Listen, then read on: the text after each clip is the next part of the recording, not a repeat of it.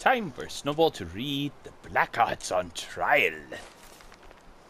The Black Arts on Trial by Hannibal Travin, Archmagister of the Arcane University, Imperial City. History.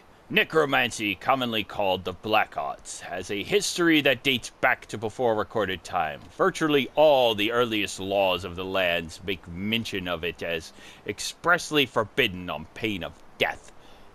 Independent practitioners of the arts of sorcery, however, continue its study. The Sigic Order of the Isle of Artium, precursor to our own Mages Guild, also forbade its use. Not only because it was dangerous, but their beliefs in the holy and unholy ancestor spirits made it heretical. Again, despite this, we hear many stories of students and masters who ignored this stricture. I think you mean structure. When Vanus Galeron left Artium, he may have disagreed with the Sigics on much, but he also refused to allow necromancy to be taught in the guild. Almost 1,100 years have passed since the time of Vanus Galeron, and there have been many archmagisters to lead his guild. The question of necromancy has continued to be asked. The strictures against it in the guild have never been lifted, but attitudes about it have shifted back and forth over the years. Some archmagisters have been inclined to ignore it entirely. Some have fought very actively against it, and still other archmagisters have been rumored to be necromancers themselves. In my new role as Archmagister of the Mages Guild, it is my duty to set policy on this matter. Though I have my own opinions on the black arts, I took counsel with two of the most learned mages in the Empire, Magister Volthcarlis of Cornith and Magister Eusita Gracog of Orsinum. And we debated for 2 days. What follows are summaries of the salient points of the debate.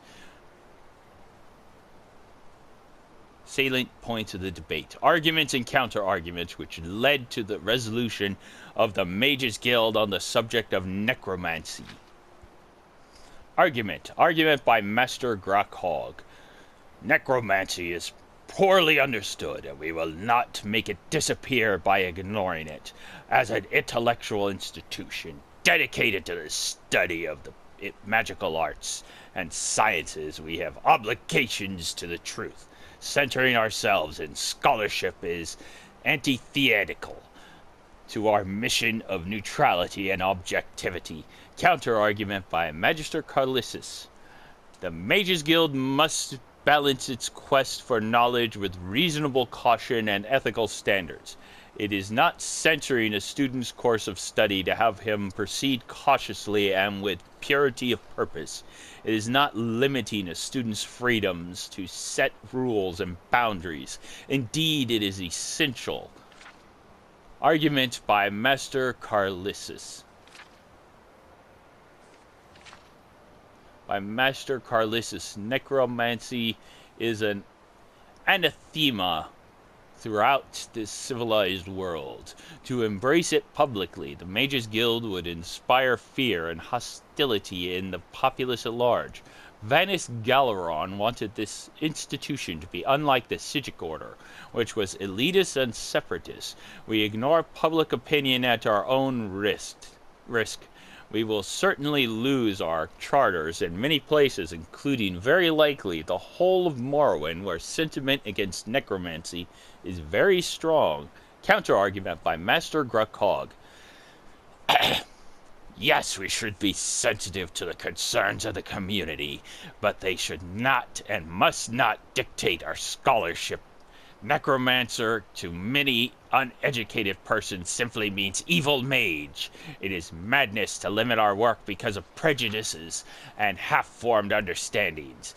It is an affront to the purpose of objective study to turn our back on a subjective subject merely because of a public opinion. Argument by Master Gracog. Why does he get 2 in a row? Necromancers are the scourge of Tamriel, whether operating independently or in concert with Slodes or King of Worms, Manny Marco. They are responsible for many horrors, animated zombies, and skeletons and other forms of undead. Update. To best combat this menace, we must understand the powers of the necromancer, and we cannot do that by restricting our study to the black arts. Or study of the black arts. Counter-argument by Master Carlissus. No one is disputing the threat of the black arts. In fact, that is the very essence of my argument against the Mages Guild, making it a school to be taught in our initiates. We can and should know what our enemy is capable of, but we must be careful not to step into a trap of looking too deep into his ways and making those our own. We do no one any good if by studying the evil ways we become evil ourselves. Argument by Master Carlissus: necromancy is inherently dangerous. One cannot dabble in it. The simplest spell requires the spilling of blood and immediately begins to corrupt the caster's soul.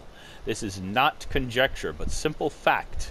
It is irresponsible of the guild to teach and thereby encourage a sort of magical study which has proven itself time and time again to bring nothing but terror and misery on the practitioner and world.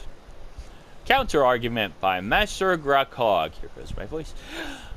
All schools of magicka are dangerous to the uninitiated. A simple fireball spell from the School of Destruction can cause great harm when cast by a novice, not only to others but to the mage himself. The School of Mysticism, by its very nature, forces the practitioner to divorce his mind from logic, to embrace a temporary sort of insanity, which one might argue is very like corrupting one's soul. Argument by Master Grakog. The guild already permits some forms of necromancy. The schools of magicka, as we know, artificial constructs, originally formulated by Vanis Galeron to divide and thereby simplify study. They have changed many times throughout the years, but at their heart every magister knows they are all linked together. When a student of conjuration summons a guardian ghost, he is touching on the school of necromancy. When a student of enchantment uses a trapped soul, he too may be considered guilty of a black art. The school of mysticism, as I have stated before, has some kind of kinship with necromancy as well.